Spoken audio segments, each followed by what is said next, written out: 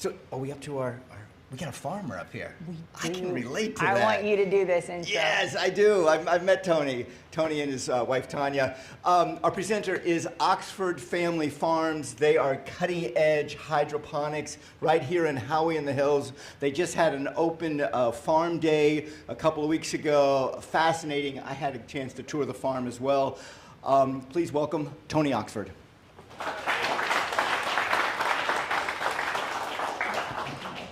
Thank you. Good morning, sharks. Oh, wait a minute. That's another presentation. Gee whiz. And I guess I just got informed this is a 6-minute. I had my assistant build a 60-minute program. All right, it's 6 minutes. Don't worry, I'm an entrepreneur just like you guys.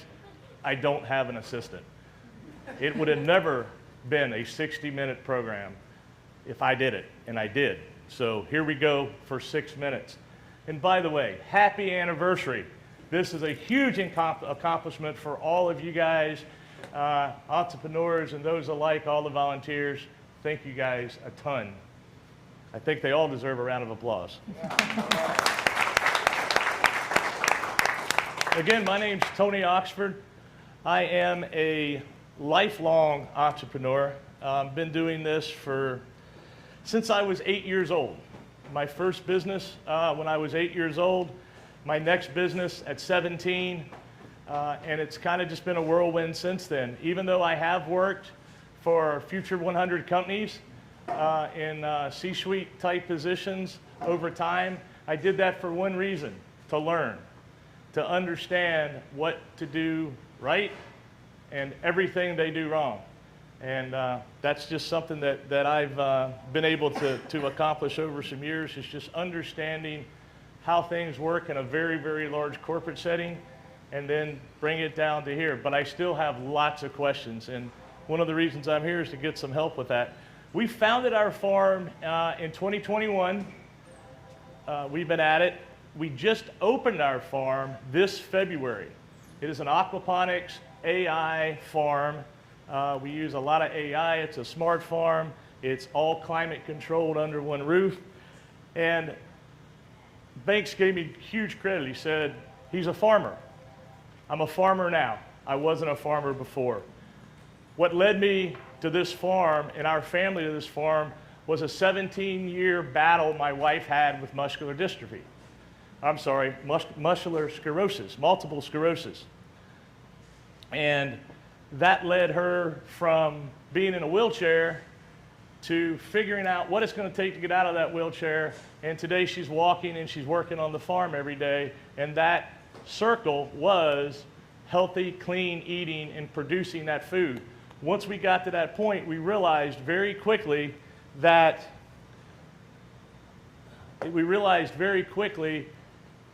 we had to share this with everybody else. So we're working very hard on that. Since about 2 years ago, we started building the farm completely out. And we got a great opportunity with Florida Department of Agriculture. They gave us a 10-year, zero-interest loan to help us with this endeavor. And that came out of some hurricane funds after two of our grow houses were completely destroyed in a hurricane. We're also a member of the UCF incubator as well. So we talk about aquaponics. That's what we're doing. Our customers, of course, is retail customers, so customers that just come to our farm on a daily basis and pick up produce. The farm's open 5 days a week, so we have a lot of folks that come and just pick it up. We also have our wholesale customers. Our wholesale customers is a whole nother deal where we actually deliver produce, or we have wholesalers come pick up produce. A little difference, our retail customers are not very cost sensitive. They know what they want. They want clean, healthy food. And they're willing to pay the price for that food rather than buying food that's been transported for thousands of miles or even more than that and has a real health benefit. Our wholesale customers, they are reselling to those same people little more cost conscious, but again, they know the value of aquaponically grown produce and food. We do some with them, and our other customers are restaurants customers. Our restaurants themselves, again, they are interested, especially some of the chefs are very interested in healthy food.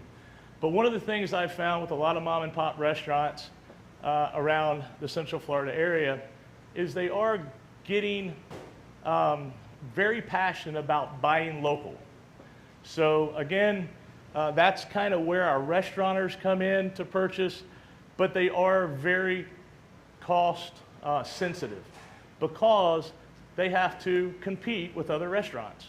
And another restaurant that's buying from a huge wholesaler at very, very low prices, they have to still compete with them even though their food and their quality is better.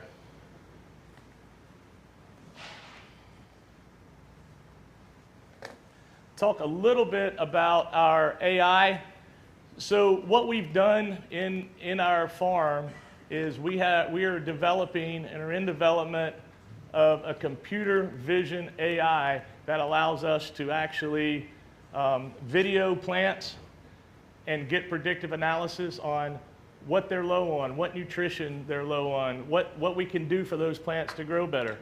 For us, we see that as another opportunity. Once we get this system to a point where it's marketable, it's another opportunity for us to go out and possibly sell that system to other farms. One of the biggest things that we're very passionate about is sharing what we know and listening to a lot of people about what we don't know.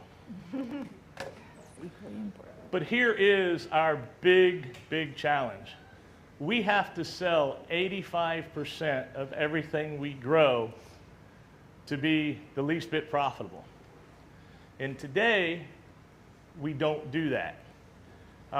We give away 10% of everything we grow. That's by design. We will always do that no matter what our other demands on the sell side are. 10% of everything we grow is going to go to local food banks like Lake Cares and others. But again, 85% is a pretty big number, especially when we grow 35 tons of produce a year.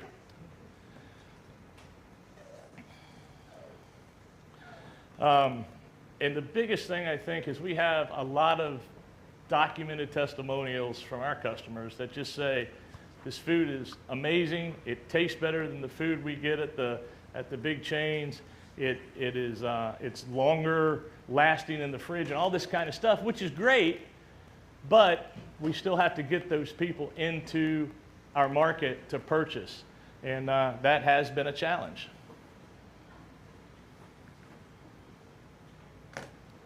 So I'll tell you a little bit about what we have currently done in our business is storytelling. The testimonial and story of my wife has really done more marketing than anything else that we've done. Today she's in the farm, she works in the farm, she is the face of the market where people come in and visit with her. And I can't tell you how many people we get in that just says, hey, we want to hear your story, or hey, I have MS, or my sister, or my cousin, or something like that. So that in itself has really moved the bar quite a bit. But the other thing is, we're trying to do storytelling on aquaponics. What is aquaponics? Why is it beneficial? What is it, all those kind of questions and answers we're trying to give currently. We're also marketing subscriptions. So you can buy CSA boxes and basically subscribe to have a box of produce ready for you every week on a pickup day, and you come by and you pick it up, and there's your produce. You take it home for the week, and then the following week you come back and you get it. So that's another thing that we've been doing, and we've been marketing that quite a bit on social media. And to be quite honest with you, social media is where we've been marketing. But we seem like that we're only reaching the people that has asked us to reach out to them. We're not reaching the masses like I believe maybe we should. Themed events. We're doing family fun days on the farm, where every other month, on the first Saturday of every other month, we invite people to come to the farm. We have artists and vendors. We have things for children to do, water slides, jump houses. We give tours of the farm for free on that day. And then we have some games, farm games. We also have cows and chickens on the property, so the kids get to go out, they get to interact with the donkey, the cows and the chickens, they get to feed them, they get to watch them lay eggs, whatever the case may be.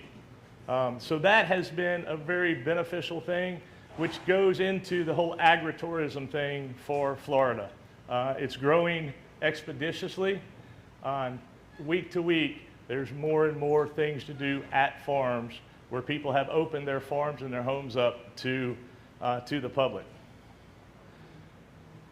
The other thing, the last thing here on the list there is word of mouth, which I've talked about a couple times. Word of mouth seems to be where we're getting most of our customers from.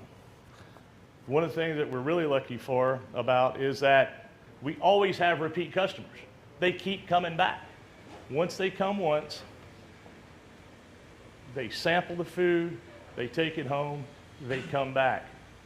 They tell other people. Again, it's a word of mouth thing, and that has just snowballed.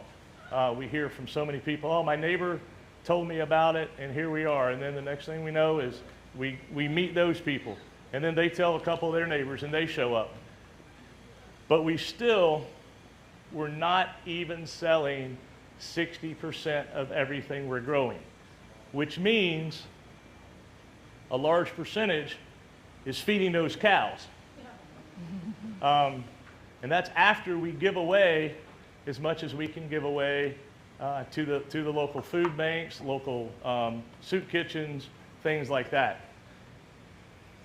So that's a big challenge and struggle for us. Like I said, we don't know what we don't know. We've learned a lot from other people. We continue to want to do that.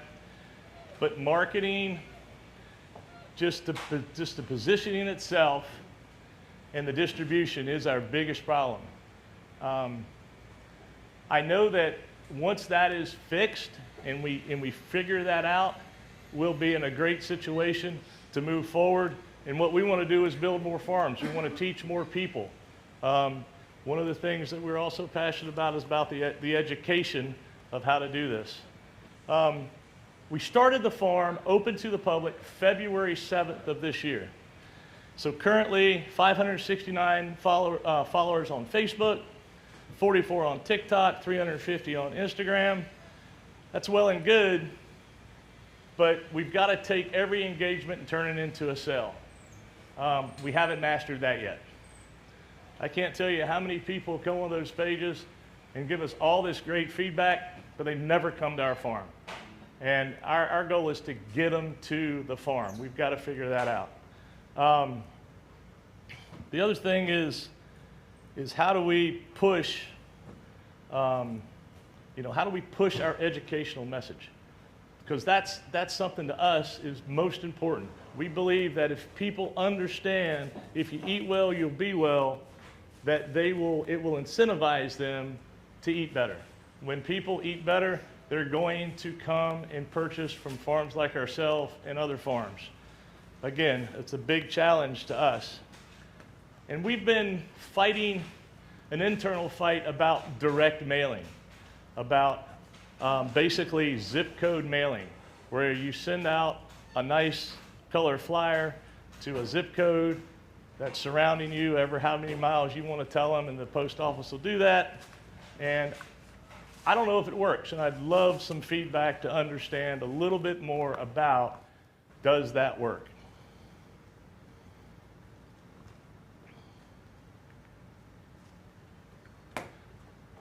So I'm going to open it back up to you guys, and this is my contact information, QR code for the website, and thank you so much for listening, and again, congratulations on 1 year. Tony Oxford, everyone. This is the time where if you have a question or a comment, we're going to start with Jax, then go ahead and raise your hand and we will get a mic to you as soon as we can.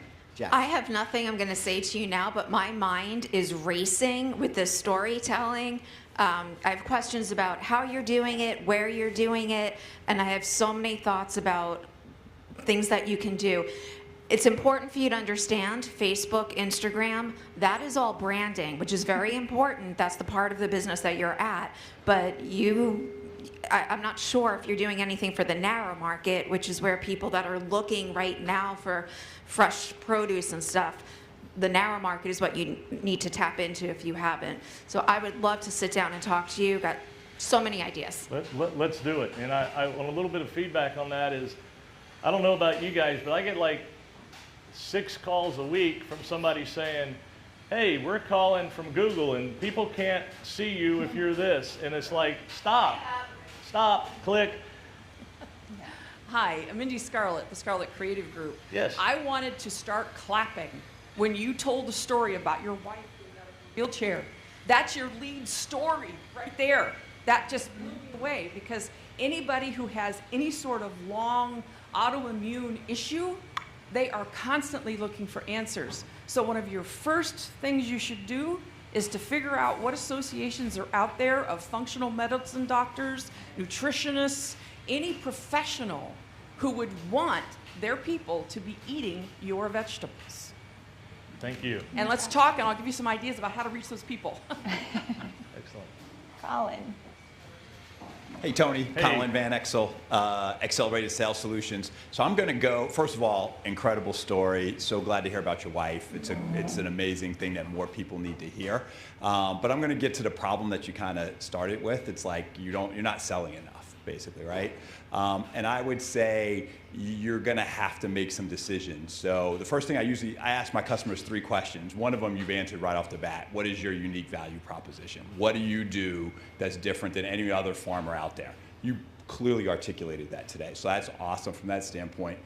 The lead question I ask isn't what you do, it's what problem you're actually solving and for whom you're solving it. So the reason I say that is because you listed 3 groups of people that are current customers. You listed consumers, wholesalers, restaurants, right? I'm facing the same issue, to be quite honest with you right now. You have 3 very different sets of customers, and what they need are all different, right? And so you're probably not going to be able to provide each one of them what they need at this time. And so you may have to think about where's your biggest opportunity, right? Where's the opportunity for you to grow the most that aligns with your value proposition that can get you to that 85% number, right? So I would really focus on exactly what problem you're trying to solve and with whom you're solving it for, because that's going to be the quickest way for you to grow when you can clearly articulate that in a sentence. Perfect. Thank you. Thank you. Hey, good morning, Tony. So I've known Tony for about 8 years now. He's a great guy. So I just wanted to encourage you because you're doing it right. You're coming around and you're talking here and you're doing the right thing, because I don't know how many people that I've talked to throughout this community, and I talk to a lot of people every single week that have heard of you just because of word of mouth. So you're doing it right. Continue doing what you're doing, bud. Thank you. Tony, hi. My name is Dr. Tia Julie Phillips. A lot of touch points here. I'll just get into a couple key ones. I'm a doctor of holistic natural health and nutrition, and I value your story. Mindy was on point. Your story is lead. I could put your story on a podcast like tomorrow and get it in 50 countries, but that's not going to sell your stuff. So to your point about focusing in on that audience, one of your neighbors just moved out. And by the way, I will interview you. I love that. One of your neighbors just moved out, and that was Kroger. Now, we had Kroger delivery from the moment they arrived. We took a shipment, multiple shipments, right to our front door, clean, fresh produce. I'm a plant-based eater, so this is right in my wheelhouse. So we had produce probably at least once a week coming to my house. That's a vacancy now because Kroger moved out. That represents opportunity for you. You might have to get a DoorDash type of person and not just be on demand, but say, look, you're going to get a scheduled shipment.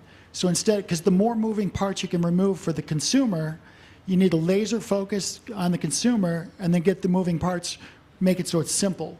And they're going to get an order, and they can maybe pick from 2 or 3 different orders, but it's going to be on their front door Wednesday or Thursday or whatever. That's gold for you. And that way you can take what's ripe right now and get it to them. And that way you're not letting stuff perish on your shelf. Mm-hmm. Hopefully that helps. Thank you. Okay. Hi, my name is John Can, and I used to do a lot of food pantry work when I was in Texas, and we built an aquaponic system for our food pantries. And do you offer any kind of smaller system that somebody could, instead of delivering the food to the food pantries, help them to build their own hydroponic system so that they can grow their own food, and then you don't have to deliver it to them, you know, and sell them the system or help them run the system or lease it out or however that could work.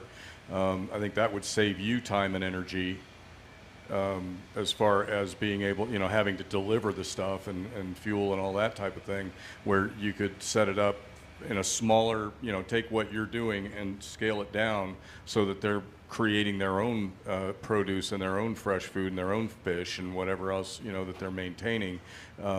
We gave away so much fresh produce, it was crazy. People were, you know, our food pantry was really busy, and we were feeding about 200 families a week, and you know, they would get fresh food, and that was the thing that no other food pantry was doing. So just a thought. Thank you. Yeah, and that's in our 5-year plan. At the far end of our 5-year plan is to be able to do that. We have a question from one of our online viewers. Are you available for field trips for students? Yes, we are. Okay, so I'm going to make a connection for you. Yeah, field trips for students. We also do a lot of garden clubs. We do any type groups. We do group tours and educational sessions. Excellent. There's an academy out in Winter Garden that focuses on children and teaches them about entrepreneurship, and they've expressed interest in doing a field trip. Super. Great presentation. I know that you are working with Sharon from the SBDC, so that's fantastic. The important thing is about your target market, right? I mean, I don't know if retail will bring you enough volume to, you know, sell all your produce. So the market-to-table segment could be one of your best shots. Wholesaler is a low-profit, you know, client, so probably you don't want to spend a lot of time there. Your most profitable ones are retail and restaurants, and those specific restaurants. So if you can target the restaurant and do a very well connection with, I mean, you have Disney, you have many market-to-table restaurants that are popping up everywhere. If you can be one of those suppliers, you probably can you know, sell all your produce. So that could be one strategy. Thank you. Hi, Scott Cooper Smith. Love the story. The one thing you didn't mention is farmers markets. We love going to farmers markets. They're everywhere, every weekend and so forth. And we've interviewed, at least my wife and I have interviewed a lot of the business owners there. There are cheese and fish markets that do not have a physical store. Mm-hmm. They make all the retail sales at the farmers market. You didn't mention that as a possibility of where you might find more retail customers. Thank you. We do some farmers markets. We don't do a lot of them. Produce is tricky at farmers markets, especially when it's hot, and the, you know, just the transportation and then having it out for 4 hours in the heat. But it is something that we do. We attend. There's 2 different farmers markets that we attend when they're in session. So. Again, it's a great suggestion, and it's one of the things that we're just trying to get through the fact of how do we do that efficiently and allow our produce not to spoil while it's sitting right there in the sun. Yes. Hey Tony, Dr. DeBus with Refuge Mike's Plant, and I'm actually presenting next week. So my thoughts is, as a professor at Valencia, I have classes that do field trips, so I am interested in having my integrated pest management class come over there. But for my business, it's mainly going to be with YouTube. So having local partnerships where it can promote to local communities. I'm going to be focusing a lot on Florida, and I would love to be able to go to your facility and be able to get the word out, because you're trying to reach more people. So if there's more people that are focused on the local area, even maybe a little farther out where it's a kind of a destination, which you're trying to make it be, and put it in that light, that would be a way to bring people in, is through these partnerships with that social media crowd, by finding those. And I'll definitely, you know, I've had a relationship with you for 8 years too, so yeah, I'd be happy to do that. Super, thank you. One of the things I didn't mention is in the middle of this farm is an event space that can seat between 60 and 100 people. And it's in the farm, under the roof, in the environmentally controlled area, and you're amongst all the plants. And so that is something that we do have available that I didn't mention as something to help us generate revenue. Yes? Hey, Tony. I've known Tony longer. Chuck with Luxury Mini Golf that's out there, and Yex Creative Services. She kind of stole the thunder a little bit. I think that a YouTube channel would help you a lot. And then, you know, Josh Taylor at Do Good Farms, he's got a program where people support him financially, and he gives them a bag of stuff every week or something like that. That might be something good for you to think about, and it can take care of some of the excess vegetables and things. And so those were just the two things. But a YouTube channel might be it. Thank you. Thanks. Okay, bud. Hello, Tony. Great presentation. Really appreciate it. I love your personality, the entertainment that you brought in the beginning. And I think even for social media, a lot of times that is what people are looking for. That, you know, I don't know what you do. I haven't seen your TikTok or whatever, face or YouTube. But I've seen content creators where they're farmers, but it's the entertainment part that grabs people. And then you see, you love the person, then you'll love the product. You'll buy whatever. But to also, the gentleman that talked about the farmer's market, ideal you could do is have a trailer, conditioned trailer. I don't know if you thought about that, but just to throw it out there. Great, thank you. One of the things too, I guess I'll mention real quick is, somebody had mentioned the CSA bags and boxes. It's community supported agriculture. We call it CSAA, community supported aquaponic agriculture. And what that, you know, allows is for people to get those boxes and to actually, you know, subscribe to them. And there's, you know, that's something that we are actively doing. And the other thing that somebody else had mentioned something about having students and different people come, whether they come as interns or whatever. We are working right now on a partnership with a large hospital chain, and something they've never really done in the past is medical doctors have not been trained in nutrition. So there's a mandate now they have to. That's going to be part of it. So we have a hospital, a teaching hospital system that is going to be sending their residents to our farm to actually have some time understanding growing nutritious, pest-free, herbicide-free food. It's fantastic. So I've been running around, but I actually have a little bit of input as well, and I think everyone here has offered phenomenal ideas. One area that I haven't heard anyone touch on is Florida is the largest population of retired folks, a lot of which either can't drive or don't do a lot of driving, which makes it really challenging for them to get to you. One idea that kind of plays off the idea of like a refrigerated trailer or some form of delivery service is working with and in combination with huge areas like the Villages or the plethora of 55 plus communities in Lake County that you could advertise pretty easily in their clubhouses or through, you know, like a pop-up event in combination with them, get them subscription boxes where those folks who can't come to you maybe could have them delivered in bulk to their clubhouse on a regular basis. That would build up a huge base of people. And just based on knowing how much my mom talks to everybody, I can tell you, like, you get one or two people, the whole community is going to buy into it because they all are talking to each other. Super. All the time. Thank you. We actually chatted with a farm up in the north last week, And they had a really cool concept, and again, I don't know, I'd love to get some feedback on this. They said, have a community champion. So basically, that community champion is the person where they've opened up their home for 4 hours a week for us to drop all the boxes off in that community. And then what do they get for it? Well, they get their box for free, but everybody can come by from 4 p.m. to 7 p.m. and pick up their boxes at one local location that they can jump in their golf cart, they can walk to, whatever the case is. So any feedback if you guys think that may be a good thing to do? I love that. It's community building. This is not my idea. Indian food or fruits and vegetables, West Indy fruits and vegetables. There are grocery stores here in Orlando, in Winter Garden. He gave me the idea. This is not my idea. And they are always looking for those specific fruits and vegetables, eggplants and cauliflower and cabbages and stuff like that, which are specific to India. Okay, that's one. The second thing is, do you know who your rock star is? Do I know who my rock star is? Who's your rock star? My wife. Absolutely.